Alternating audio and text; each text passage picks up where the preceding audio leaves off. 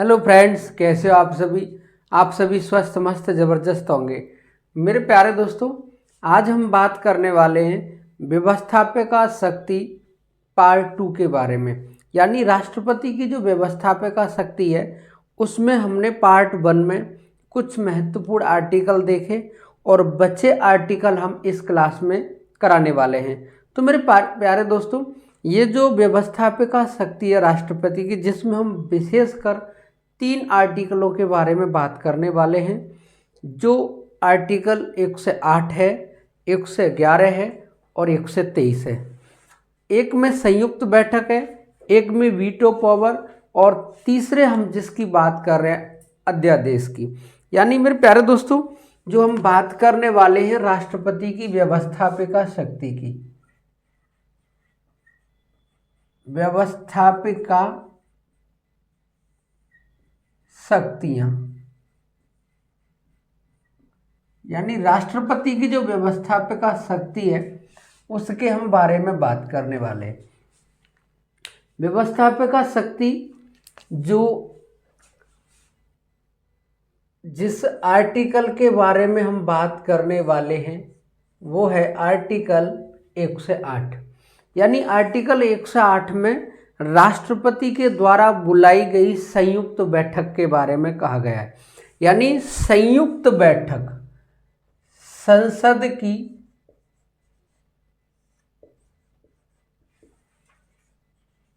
संयुक्त बैठक, और इस संयुक्त बैठक में कौन कौन होते हैं? लोकसभा और राज्यसभा। मेरे प्यारे दोस्तों, यदि हम बात करें संसद की संयुक्त बैठक की, तो इससे ये जो बैठक है बुलाई क्यों जाती है, विशेषकर इस पे ध्यान देना है। और दूसरी बात यह है कि बुलाता कौन है, बुलाई क्यों जाती है, बुलाता कौन है और कौन इसका अध्यक्ष होता है संयुक्त बैठक का। तो मेरे प्यारे दोस्तों, अगर हम बात करें यहाँ इस संयुक्त बैठक की, कोई विधेयक पास किया लोकसभा ने, जैसे लोकसभा ने पास किया वो राज्यसभा के पास जाएगा और राज्यसभा उस विधेयक को पास करने से मना कर दे तो ऐसी स्थिति में राष्ट्रपति के द्वारा संयुक्त बैठक बुलाई जा सकती है। दूसरा पॉइंट ये है, यदि लोकसभा यहाँ से विधेयक पास करके राज्यसभा में भेजती है और राज्यसभा 6 माह तक कोई अपनी प्रतिक्रिया नहीं देती है तो ऐसी स्थिति में राष्ट्रपति के द्वारा संयुक्त बैठक बुलाई जाती है। कौन बुलाता है संयुक्त बैठक? राष्ट्रपति। राष्ट्रपति जो संयुक्त बैठक बुलाता है, इस बात का उल्लेख किस आर्टिकल में? 1 से 8 में। राष्ट्रपति संयुक्त बैठक बुलाता है और राष्ट्रपति जब संयुक्त बैठक बुलाता है इस लोकसभा और राज्यसभा की, तो क्वेश्चन ये आता है कि इसकी अध्यक्षता कौन करता है। यानी अध्यक्षता कौन करेगा, कौन बनेगा अध्यक्ष। तो ये बात आर्टिकल की अगर हम बात करें, ये बात आर्टिकल 1 से 18 में लिखी हुई है कि लोकसभा अध्यक्ष, यानी जो लोकसभा का अध्यक्ष होगा वो इस संयुक्त बैठक की अध्यक्षता करेगा। तो मेरे प्यारे दोस्तों, यदि संयुक्त बैठक से क्वेश्चन बनता है तो संयुक्त बैठक से यही ज़्यादातर क्वेश्चन बनते हैं कि संयुक्त बैठक राष्ट्रपति किस आर्टिकल के अनुसार बुलाता है। तो आर्टिकल 1 से 8।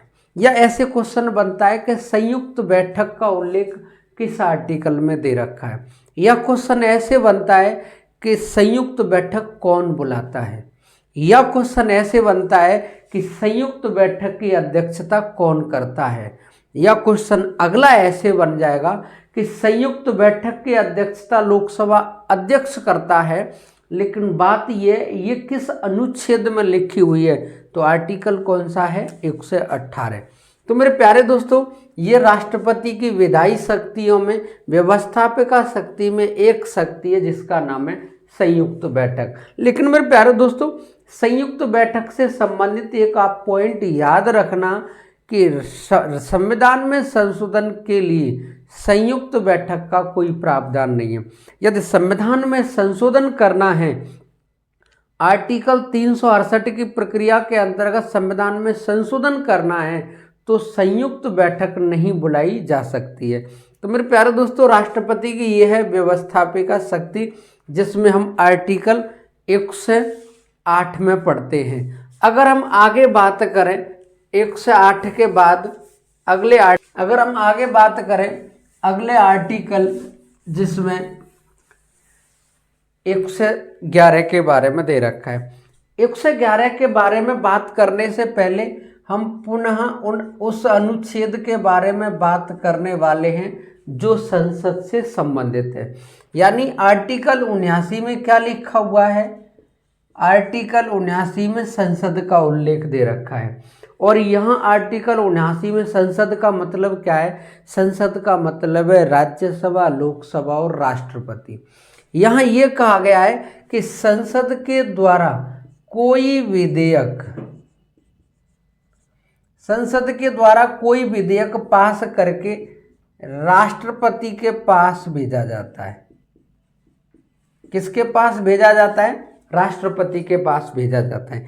मेरे प्यारे दोस्तों, याद रखना, कोई भी कानून बनने से पहले जिस फॉर्म में होता है उसे विधेयक कहते हैं। विधेयक पर राष्ट्रपति जब हस्ताक्षर कर देते हैं तो वो कानून बन जाता है, अधिनियम बन जाता है, एक्ट बन जाता है।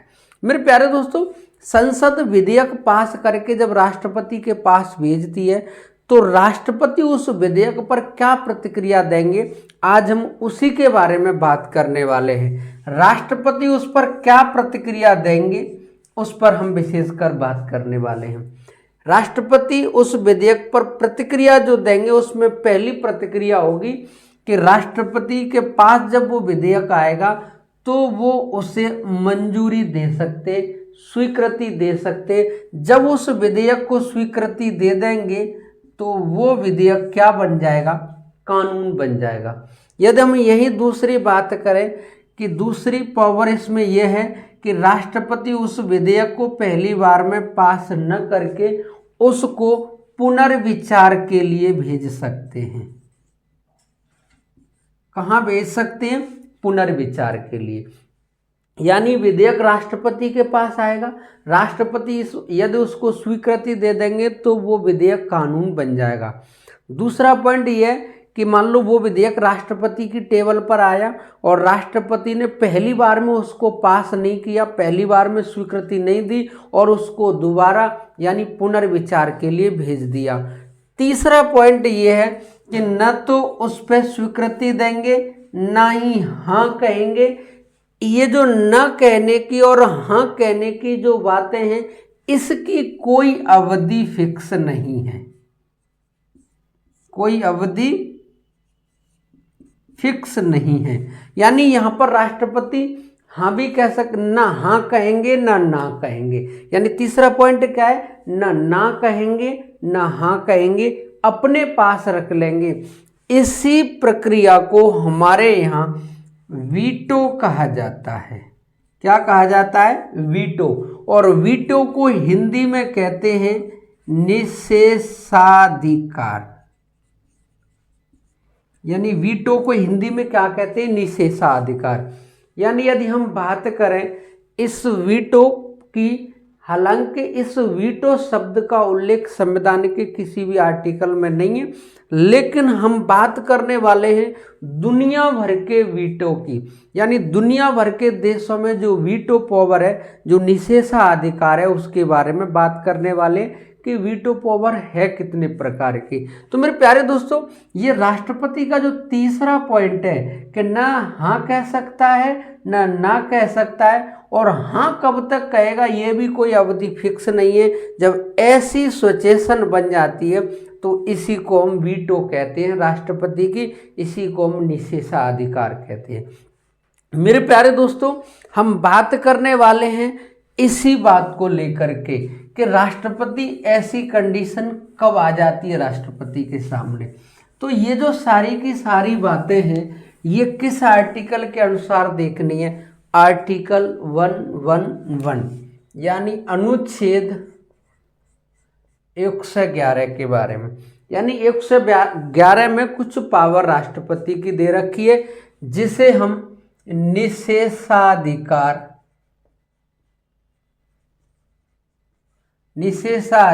या वीटो पावर कहते हैं।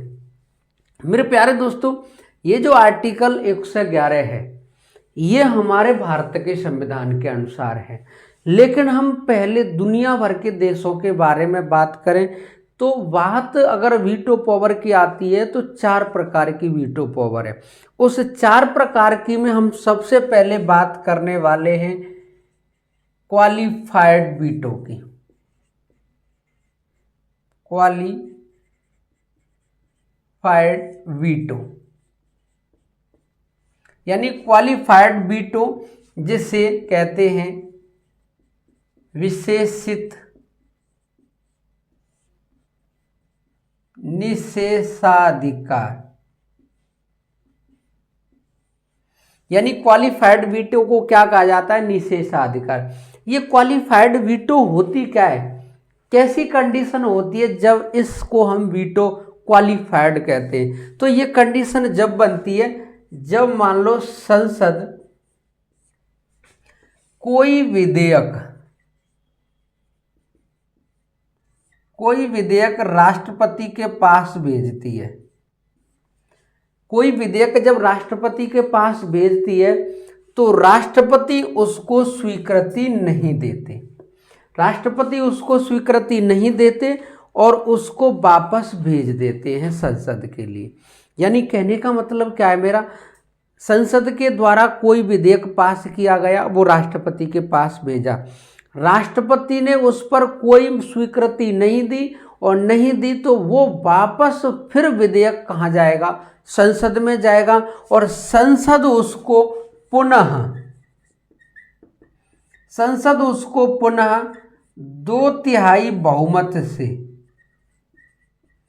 2/3 बहुमत से पास करेगी, पारित करके फिर राष्ट्रपति के पास भेजेगी और राष्ट्रपति को उसको स्वीकृति देनी होगी। इसी पावर को हम क्या कहते हैं? Qualified veto. यानी क्या बात हुई यहाँ पर, संसद के द्वारा कोई विधेयक बनाकर राष्ट्रपति के पास भेजा जाता है, राष्ट्रपति पहली बार में उसको मंजूरी नहीं देते हैं, वो विधेयक पुनः संसद में जाता है। जब संसद में जाएगा, संसद उसी विधेयक को 2/3 बहुमत से पास करके राष्ट्रपति के पास पुनः भेजेगी, राष्ट्रपति को उस पर स्वीकृति देनी होगी। इसी को हम क्वालिफाइड वीटो कहते हैं। लेकिन मेरे प्यारे दोस्तों, इस क्वालिफाइड वीटो का उल्लेख भारत के संविधान में नहीं है और ना ही भारत के राष्ट्रपति के पास है। इस हम क्वालिफाइड वीटो की बात करें तो ये अमेरिका की जो संसद है जिसे कांग्रेस कहा जाता है, ये उसके पास है। यानी ये क्वालिफाइड वीटो भारत के पास नहीं है, भारत के राष्ट्रपति के पास नहीं है, ये अमेरिका के राष्ट्रपति के पास है। यही हम आगे बात करें जो हमारे भारत के राष्ट्रपति के पास उस वीटो पावर के बारे में बात करने वाले हैं। यदि हम बात करें अगली वीटो की, जिसे कहते हैं हम अत्यंतिक वीटो। क्या कहते हैं? दूसरी जो वीटो है उसे हम कहते हैं आत्यंतिक वीटो। ये जो आत्यंतिक वीटो है जिसे कहते हैं हम, यानी वीटो का मतलब निषेधाधिकारी है, निषेधाधिकार। यानी ये जो आत्यंतिक वीटो है, एब्सोल्यूट वीटो कहते हैं इसको, एब्सोल्यूट वीटो। यानी ये जो आत्यंतिक वीटो है, यदि हम इसके बारे में बात करें तो ये जो आत्यंतिक वीटो है, ये कब कंडीशन बनती है? ये आत्यंतिक वीटो उसको कहते हैं जैसे कोई विधेयक संसद के द्वारा पारित होकर राष्ट्रपति के पास गया और राष्ट्रपति उस पर कोई स्वीकृति न दें, ऐसी पावर को हम क्या कहते हैं, अत्यंतिक वीटो। यानी यहाँ कंडीशन जब बनती है, जैसे मान लो फिलहाल में मोदी जी की सरकार है केंद्र में मोदी जी की सरकार कोई विधेयक बनाकर, कोई विधेयक पारित कर राष्ट्रपति के पास भेजती है, लेकिन कैसे भी करके मोदी जी की सरकार गिर जाती है। जब मोदी जी की सरकार गिर जाती है तो वो विधेयक राष्ट्रपति के पास रहेगा। राष्ट्रपति के पास मान लो पिछले 1-1.5 महीने से रखा है, दोबारा चुनाव हुआ भारत में लोकसभा का, जैसे ही नई लोकसभा गठित होकर आएगी, यदि नई लोकसभा कह देती है कि नहीं, जो पिछली सरकार का विधेयक है आप उसे मंजूरी मत देना, तो ऐसी स्थिति में वो विधेयक वहीं की वहीं समाप्त हो जाएगा। ऐसी कंडीशन को हम क्या कहते हैं, अत्यंतिक वीटो। यानी कोई विधेयक संसद के द्वारा पारित होकर के, कोई विधेयक संसद के द्वारा पारित होकर वो कहाँ जाता है, राष्ट्रपति के पास जाता है, और राष्ट्रपति ने उस पर कोई स्वीकृति नहीं दी है।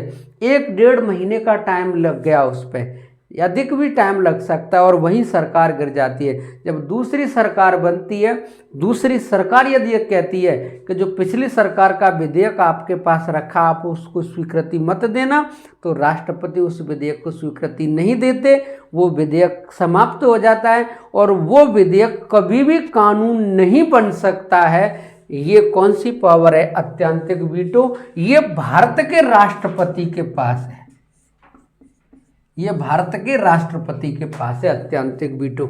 वहीं हम तीसरी वीटो पावर की बात करें तो वो है निलंबनकारी वीटो। निलंबनकारी वीटो यानी ये जो निलंबनकारी वीटो है, ये कंडीशन कब बनती है, जब ये निलंबनकारी वीटो होती है। निलंबनकारी वीटो में कोई विधेयक संसद के द्वारा पारित होके,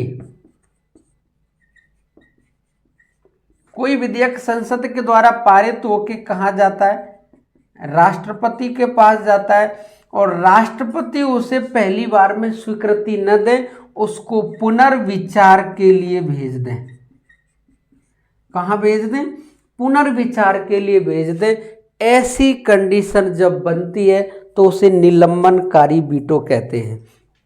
मेरे प्यारे दोस्तों, इस निलंबनकारी वीटो से संबंधित सुप्रीम कोर्ट में एक केस गया जिसे कहते हैं जया बच्चन बनाम भारत संघ, और ये केस है 2006 का। जया बच्चन बनाम भारत संघ सन 2006, और ये केस है लाभ के पद से जुड़ा हुआ, लाभ का पद। यानी ये उस दौर की बात है जिस समय देश में कांग्रेस की सरकार थी, और देश में कांग्रेस की सरकार, प्रधानमंत्री मनमोहन सिंह थे, और उसमें राष्ट्रपति थे एपीजे अब्दुल कलाम। एपीजे अब्दुल कलाम के पास एक विधेयक गया पास होकर के। ये विधेयक क्या है, ये इस पर ध्यान दें आप। यानी सुप्रीम कोर्ट में एक केस गया जया बच्चन बनाम भारत संघ सन 2006 को लेकर के। मैटर ये था कि पक्ष हो या विपक्ष हो, उसमें कई ऐसे सांसद, कई ऐसे नेता, चाहे पक्ष में या विपक्ष में, जिन पर लाभ का पद था, लाभ के पद को लेकर के वो सांसद बने हुए थे। सुप्रीम कोर्ट में चुनौती दी गई कि इन सांसदों ने लाभ का पद धारण किया है, संविधान का उल्लंघन किया, इसकी सदस्यता समाप्त की जाए। सुप्रीम कोर्ट में जिस नाम से केस गया उसका नाम है जया बच्चन, क्योंकि जया बच्चन पे भी लाभ का पद था। जैसे ही सुप्रीम कोर्ट में गया, जया बच्चन यानी इनकी सदस्यता पर तलवार लटकी हुई थी।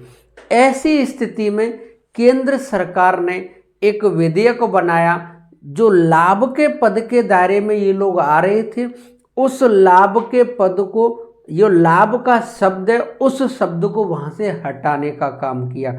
जब विधेयक पास करके जब राष्ट्रपति एपीजे अब्दुल कलाम के पास भेजा, तो उन्होंने कहा नहीं, आप इस पर पुनः विचार कीजिए। तो ऐसी कंडीशन बनी कि आप इस पर दोबारा विचार कीजिए। कि आप ये लाभ के पद जो धारण किए हुए, ऐसा तो नहीं है कि और भी हों, तो आप इस पर दोबारा विचार किए। ऐसी कंडीशन को क्या किया गया, पुनर्विचार के लिए भेजा गया। ये कंडीशन निलंबनकारी वीटो है। आगे हम बात करेंगे निलंबनकारी वीटो के बाद में जो तीसरी वीटो पावर है उसे हम कहेंगे जेबी वीटो। जो जेबी वीटो है वो संबंधित है पॉकेट वीटो के नाम से। ये जो पॉकेट वीटो है या जेबी वीटो है, जो चौथी पावर है उसे हम कहते हैं जेबी वीटो।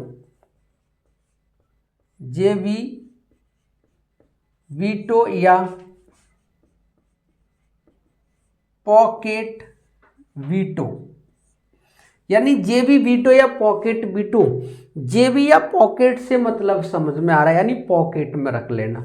यानी ये कहने का मतलब ये है कि संसद के द्वारा कोई विधेयक पास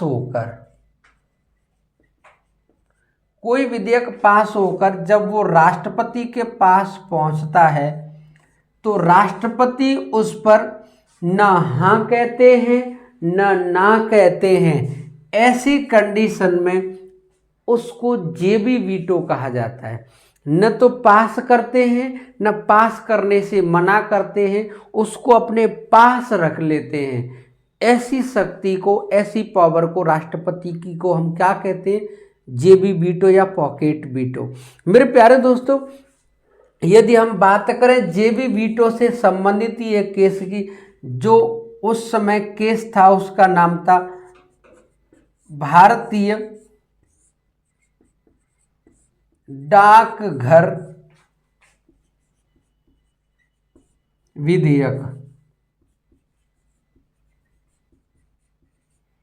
विधेयक कौन सा था, भारतीय डाकघर विधेयक, और ये केस था 1986 का। यानी कब का है, 1986 का। भारतीय डाकघर विधेयक 1986। यानी इसमें क्या था भारतीय डाकघर में, इसमें यह था कि जो डाकिया होता है उसको अगर ये अधिनियम बन जाता राष्ट्रपति के द्वारा पारित होने के बाद में, तो इसमें डाकिया को ये पावर मिल जाती कि वो किसी भी लिफाफे को खोलकर देख सकता था।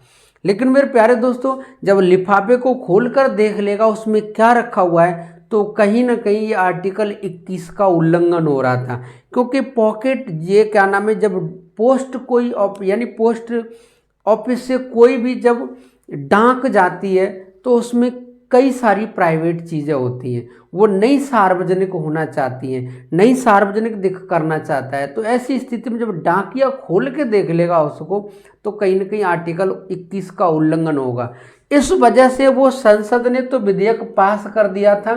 और उस समय जब ये डाकघर विधेयक बना तो उस समय भारत में जो राष्ट्रपति थे उनका नाम था ज्ञानी जैल सिंह।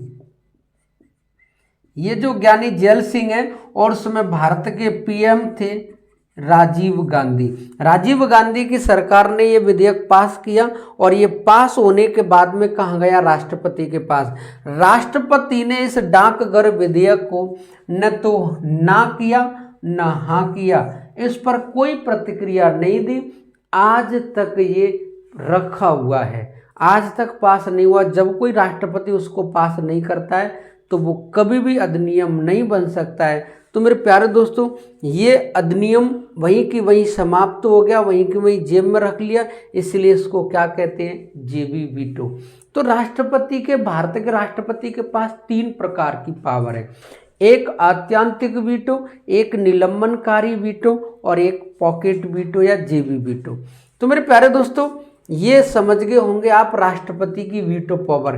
ये एक राष्ट्रपति की व्यवस्थापिका शक्ति है, विधायी शक्ति है। इसके बाद में एक और पावर की बात करें राष्ट्रपति की, जो राष्ट्रपति की बात करें उसमें हम बात करने वाले हैं आर्टिकल 123 की। लेकिन मेरे प्यारे दोस्तों, ये जो वीटो पावर देखिए, इसमें यदि क्वेश्चन ऐसे बनता है कि संविधान संशोधन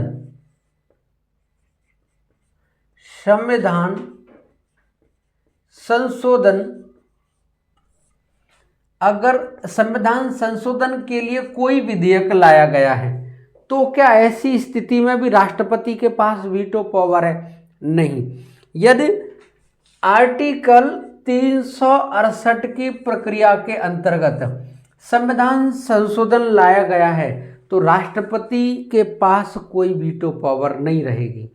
अब आर्टिकल 368 में क्या लिखा हुआ है? ये आर्टिकल 368 में पहले नहीं था, संविधान में एक संशोधन किया गया था 1971 में,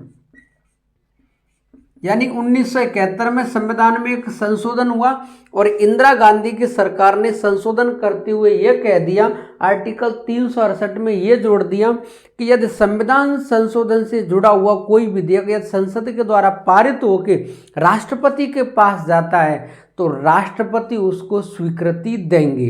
तो संविधान संशोधन से जुड़े हुए मुद्दे पर राष्ट्रपति के पास कोई वीटो पावर नहीं है।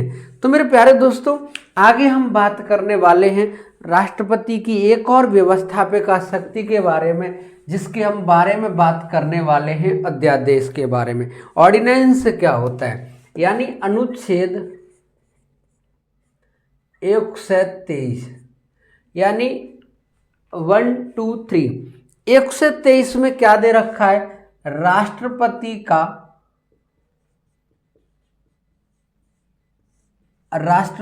का अध्यादेश। क्या दे रखा है? राष्ट्रपति का अध्यादेश। ये जो राष्ट्रपति का अध्यादेश है ये है क्या? ये कब लागू होता है? यदि हम राष्ट्रपति के अध्यादेश की बात करें तो ये अध्यादेश कंडीशन जब बनती है जब संसद का कोई सत्र नहीं चल रहा है, यानी संसद का कोई भी सत्र नहीं चल रहा है और उस स्थिति में देश में कानून लागू करने की अति आवश्यकता है। ऐसी स्थिति में कानून लागू करना बहुत जरूरी है। तो ऐसी स्थिति में राष्ट्रपति को आर्टिकल 123 के अनुसार पावर मिली हुई है कि संसद के द्वारा कोई सत्र नहीं चल रहा है, ऐसी स्थिति में वो राष्ट्रपति अध्यादेश जारी कर सकता है। अध्यादेश का वही प्रभाव रहेगा जो विशेषकर संसद के द्वारा बनाए गए कानून के द्वारा होता है। यानी एक तरह से ऐसा है कि जो संसद कानून बना करके जिसको लागू करती है, पूरा का पूरा प्रभाव राष्ट्रपति के अध्यादेश का रहता है। लेकिन अगला क्वेश्चन ये बनता है कि राष्ट्रपति के इस अध्यादेश की जो समयावधि है, समयावधि यानी राष्ट्रपति के अध्यादेश की जो समयावधि है वो कितनी है? 6 सप्ताह। कितनी है? 6 सप्ताह। कभी भी पूछे, क्योंकि ऑप्शन में 6 माह भी लिखा होगा, 1 माह भी लिखा होगा, 2 माह भी लिखा होगा, 6 सप्ताह भी लिखा होगा। यानी राष्ट्रपति के अध्यादेश की जो अवधि है वो कितनी है? 6 सप्ताह। अब ये 6 सप्ताह कब से है? कब से 6 सप्ताह गिने जाएंगे? जब से राष्ट्रपति अध्यादेश लागू करेगा तभी से 6 सप्ताह गिने जाएंगे, या कब से गिने जाएंगे? तो मेरे प्यारे दोस्तों, ये जैसी राष्ट्रपति अध्यादेश जारी करेगा, अध्यादेश जारी किया मान लो, अब वो मान लो कर दिया, आज तारीख है 12 फरवरी 2025 को ये लागू कर दिया। जैसे 12 फरवरी 2025 को लागू किया और लागू करने के बाद में अगला सत्र मान लो चलने वाला है मानसून सत्र, और जैसे ही मानसून सत्र शुरू होगा जून में, जून के महीने में जैसे शुरू होगा और जून 2025 में ये सत्र शुरू होगा, और सत्र शुरू होगा मान लो 21 जून से। कब से शुरू होगा? 21 जून से। जैसे ही अब मान लो कोई सत्र नहीं चल रहा, आज 12 तारीख है, आज अध्यादेश जारी कर दिया, तो ऐसी स्थिति में आने वाला जो भी सत्र होगा, आगे जो भी सत्र आएगा, उसकी पहली बैठक जिस दिन होगी, पहली बैठक से ही गिने जाएंगे 6 सप्ताह। 6 सप्ताह तब से गिने जाएंगे जब से आने वाला जो सत्र है उसकी बैठक जिस दिन से होगी उसी दिन से 6 सप्ताह गिने जाएंगे, न कि राष्ट्रपति जो अध्यादेश जारी करता है उस दिन से। याद रखना, ये पॉइंट पेपर में बन सकता है। मेरे प्यारे दोस्तों, राष्ट्रपति की जो 6 सप्ताह की जो अवधि है इस अध्यादेश की, जैसे ही संसद का सत्र चलेगा, ये कहा गया है कि यदि 6 सप्ताह के अंदर संसद ने उसी पर कानून बनाकर के उसको नहीं लागू किया तो वो राष्ट्रपति का अध्यादेश समाप्त हो जाएगा, यानी संसद के सत्र चलते ही। अब क्वेश्चन ये आता है, क्या राष्ट्रपति के अध्यादेश को भी हम सुप्रीम कोर्ट में चुनौती दे सकते हैं क्या? तो मेरे प्यारे दोस्तों, बिल्कुल ही स्पष्ट कर दें, संविधान का एक आर्टिकल है 13(3). ये जो 13(3) है अनुच्छेद, इसमें लिखा हुआ है विधि शब्द की परिभाषा, यानी विधि शब्द की परिभाषा की गई है यहाँ पर। अब बात करेंगे कि विधि शब्द की परिभाषा की गई है तो विधि क्या है, तो मैं स्पष्ट कर दूं, विधि शब्द की परिभाषा में ही आता है राष्ट्रपति का अध्यादेश। जब राष्ट्रपति का अध्यादेश विधि शब्द की परिभाषा में आता है तो इसको भी सुप्रीम कोर्ट में चुनौती दी जा सकती है। तो राष्ट्रपति के अध्यादेश को भी सुप्रीम कोर्ट में चुनौती दी जा सकती है। मेरे प्यारे दोस्तों, अगर हम अध्यादेश ये राष्ट्रपति समय से पहले समाप्त कर सकता है, यानी वापस ले सकता है। राष्ट्रपति चाहे तो इस अध्यादेश को वापस ले सकता है समय से पहले ही। यानी मेरे कहने का मतलब ये है, अगर हम इसी अध्यादेश से संबंधित एक केस की बात करें तो केस का नाम है DC वधवा बनाम बिहार राज्य, और ये केस है 1988 का। यानी DC वधवा बनाम बिहार राज्य 1988 का केस ये है कि राष्ट्रपति ने इस समय बिहार में कई अध्यादेश जारी किए। एक अध्यादेश खत्म नहीं होता, उससे अगले दिन नया अध्यादेश जारी कर देते। जैसे ही वो अध्यादेश खत्म नहीं होता, उससे अगले दिन अध्यादेश जारी कर देते। जब अध्यादेश जारी लगातार बिहार में हो रहे हैं तो ऐसी स्थिति में DC वधवा बनाम बिहार राज्य 1988 के नाम से सुप्रीम कोर्ट में इसको चुनौती दी गई। यानी इसका मतलब ये है कि इस अध्यादेश को भी सुप्रीम कोर्ट में चुनौती दी जा सकती है। जब इस केस में सुप्रीम कोर्ट में चुनौती दी गई तो सुप्रीम कोर्ट ने अध्यादेश को लेकर के राष्ट्रपति महोदय से कहा कि अध्यादेश के तरीके से चलना चाहिए। आप अध्यादेश राज्य मत चलाइए, अध्यादेश राज मत चलाइए, ये सुप्रीम कोर्ट ने कहा। तभी से बिहार में अध्यादेश कम लागू हुआ। तो मेरे प्यारे दोस्तों, अध्यादेश से आप समझ रहे हैं कि ये जो अध्यादेश है, ये जैसे ही संसद का अधिवेशन चलता है, सत्र शुरू होगा, उसी दिन से 6 सप्ताह काउंट किए जाते। राष्ट्रपति के अध्यादेश की अवधि 6 सप्ताह की है। तो मेरे प्यारे दोस्तों, राष्ट्रपति के अध्यादेश के बारे में जानकारी दी, उसके साथ साथ हमने संयुक्त बैठक के बारे में बताया। और मेरे प्यारे दोस्तों, जो आर्टिकल 111 है जिसमें राष्ट्रपति की वीटो पावर जैसी शक्ति दे रखी है, उसके बारे में जानकारी दी। मेरे प्यारे दोस्तों, आज हमने विधायी शक्तियों के बारे में जानकारी दी है। आगे की क्लास में हम राष्ट्रपति की वित्तीय शक्तियां, न्यायिक शक्तियों के बारे में जानकारी देंगे। उससे अगली क्लास में राष्ट्रपति की आपातकाल शक्ति के बारे में बताएंगे। तो मेरे प्यारे दोस्तों, कमेंट करके बताएं वीडियो कैसी लगी। अगर वीडियो अच्छी लगी है तो वीडियो को लाइक करें और चैनल को सब्सक्राइब करें। जय हिंद, जय भारत मेरे प्यारे दोस्तों।